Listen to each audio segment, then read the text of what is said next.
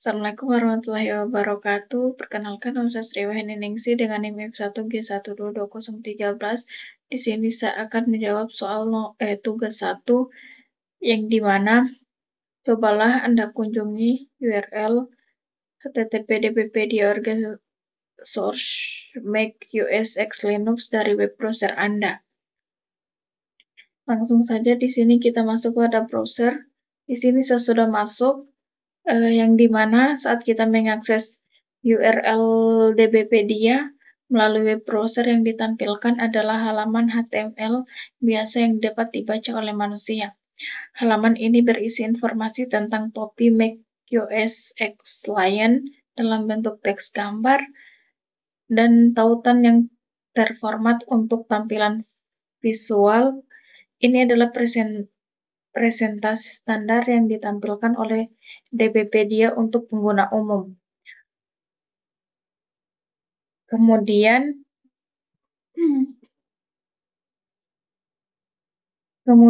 kita disuruh untuk mengetes URL accept text turtle di terminal Windows. Langsung saja.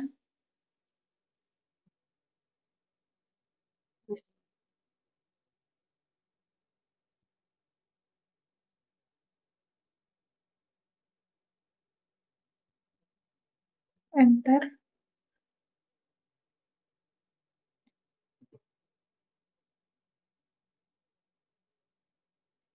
Nah, di sini ketika kita menggunakan perintah curl di terminal Windows dengan menambahkan header accept, maka permintaan yang dikirim akan memberitahu server bahwa kita menginginkan data dalam format RDF.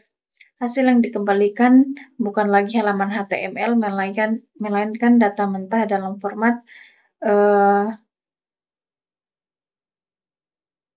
format realisasi RDF seperti Turtle, RDF, XML, atau JSON. Data ini dirancang dan diproses oleh mesin dan digunakan dalam konteks semantik web dan linked data. Kemudian perbedaan utamanya dari kedua cara akses tersebut terletak pada bentuk data yang diterima. Akses melalui browser memberikan tampilan visual mudah dipahami oleh manusia, sedangkan perintah URL dengan header tertentu memberikan data terstruktur yang dapat dimanfaatkan oleh sistem atau aplikasi lain untuk mengelola data lebih lanjut. Baik, kita masuk soal nomor 2 yang dimana di sini kita disuruh membuat definisi mikrodata untuk kebutuhan deklarasi struktur data sebagai berikut. Kunyit mengobati penyakit jantung. Langsung saja kita masuk pada. Nah, di sini saya sudah membuat file HTML-nya yang dimana di sini elemen body memiliki atribut item scope dan item type, HTTP schema org receipt yang menunjukkan bahwa seluruh isi halaman mempresentasikan sebuah project bertipe receipt atau resep. Kemudian pada bagian pertama, halaman ini menampilkan nama resep dengan tag H1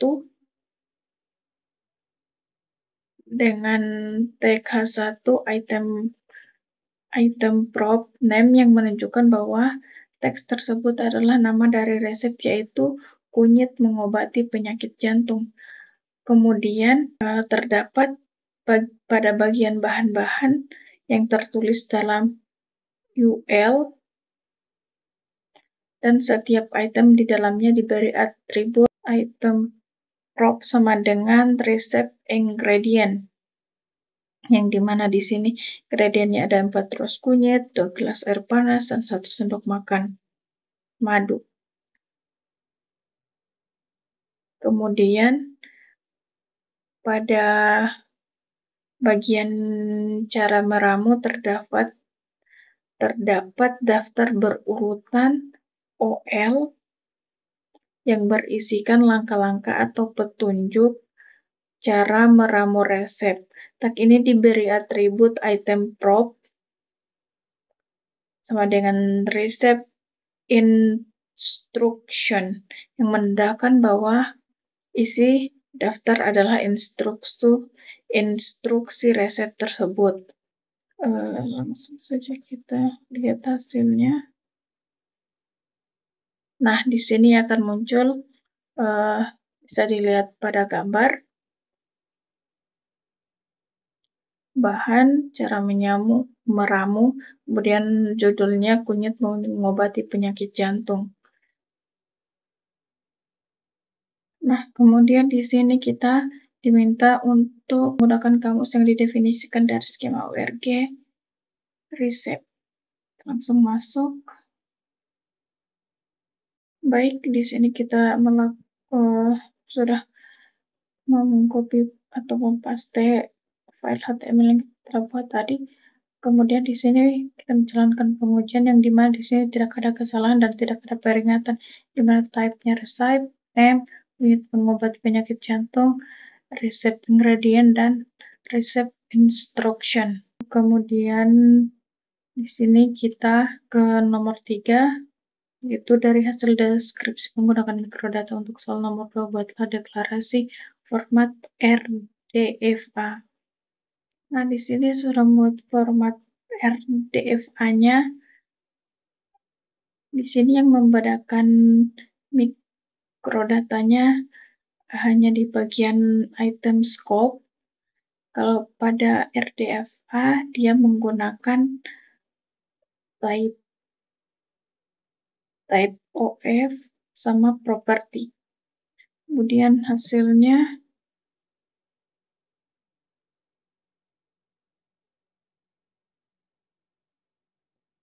nah hasilnya. Lanjut pada tugas 2, yang dimana soalnya di sini yang pertama, bagaimana agar kita dapat mempresentasikan cross preference untuk 3 tabel berikut dalam bentuk RDF skema. Di sini ada tabel mahasiswa, KRS, dan mata kuliah.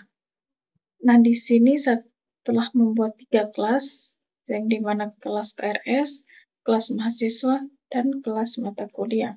Di sini data mahasiswa untuk data mahasiswa, sedangkan data kuliah untuk data mata kuliah, dan KRS sebagai penghubung antara mahasiswa dan mata kuliah. Kemudian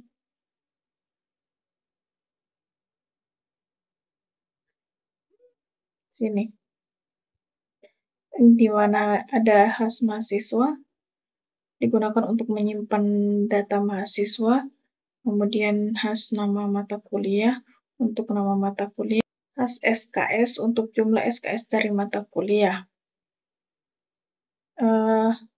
Kemudian saya juga menggunakan 2 objek property untuk mempresentasikan hubungan antara objek, yaitu pertama has mahasiswa menghubungkan data KRS ke mahasiswa, kemudian has mata kuliah menghubungkan KRS ke mata kuliah.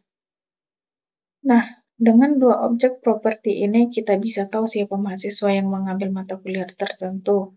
Kemudian individu, sini juga saya lengkapi dengan data individu. Untuk mahasiswa saya masukkan 3 nama, yaitu harumisasi, wanginisasi, dan baunisasi. Untuk mata kuliah saya buat 3 mata kuliah, yaitu jurus terbang, jurus mabuk, dan sapu terbang. Kemudian saya buat 3 entry KRS,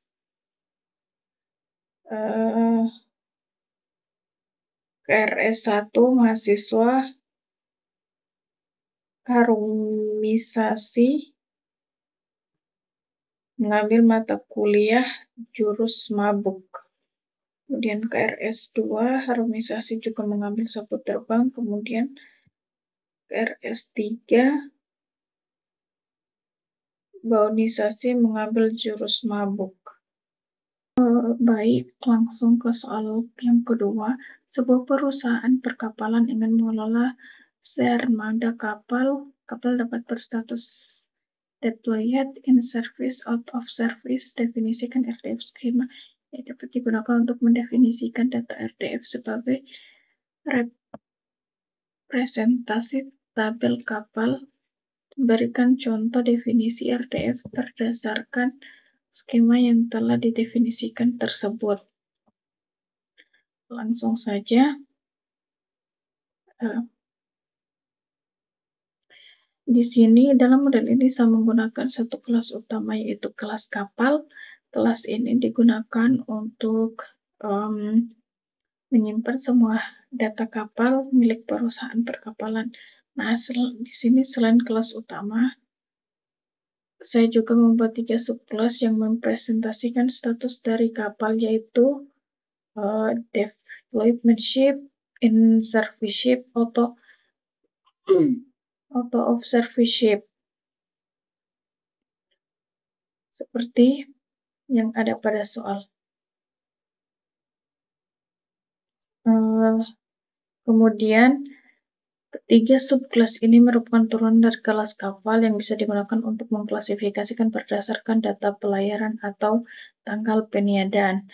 Kemudian, di sini properti yang saya gunakan data properti di sini digunakan untuk mendefinisikan beberapa data type properti, yaitu properti yang digunakan untuk menyimpan nilai literal seperti teks atau tanggal. Yang dimana di sini ada has keberangkatan berikut, has komandan, has nama, has pelayaran perdana, has tanggal peniadaan, dan has tanggal penonaktifan. Semua properti ini memiliki domain kapal,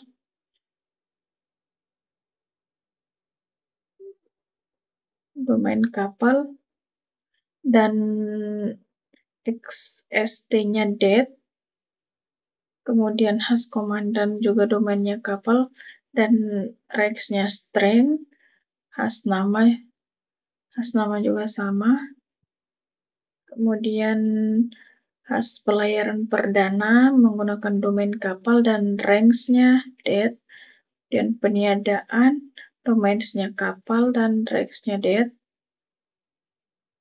Kemudian has tanggal penonaktifan, domains-nya kapal dan rex-nya XST date. Kemudian buildernya di sini, ref ini juga sudah saya lengkapi dengan individu atau data nyata, yang dimana pada has kapal 1, has komandannya Johnson, kapal 1, has komandannya Johnson, dengan has nama Berengaria dan has pelayaran ini. Kemudian kapal 2, kapal 3, dan kapal 4.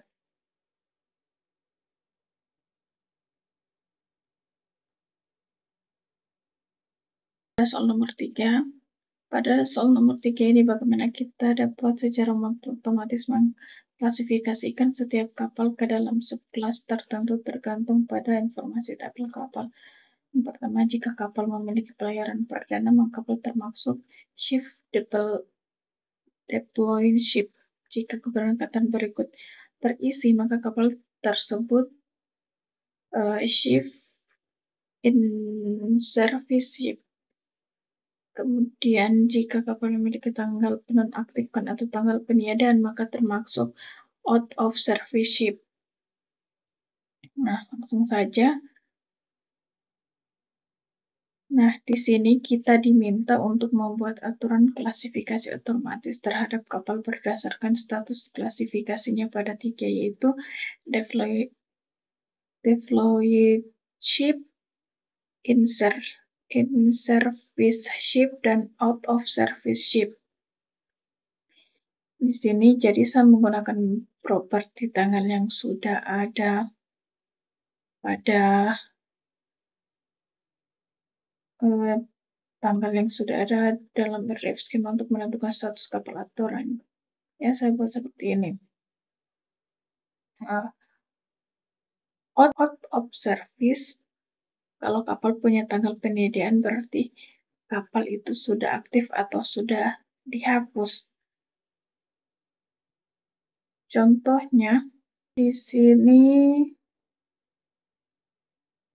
Titanic. Kalau kapal mempunyai tanggal penyediaan berarti kapal itu sudah tidak aktif atau sudah dihapus. Contohnya seperti Titanic, karena dia punya tanggal penyediaan yaitu 14 April 1912.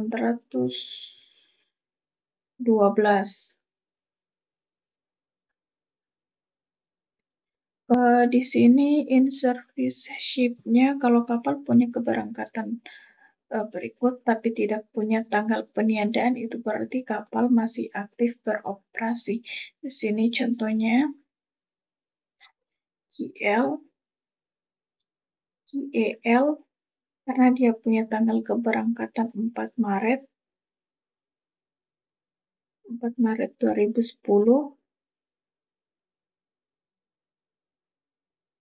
dan belum ditiadakan. Bisa dilihat ini. Dan belum ada tanggal peniadaan.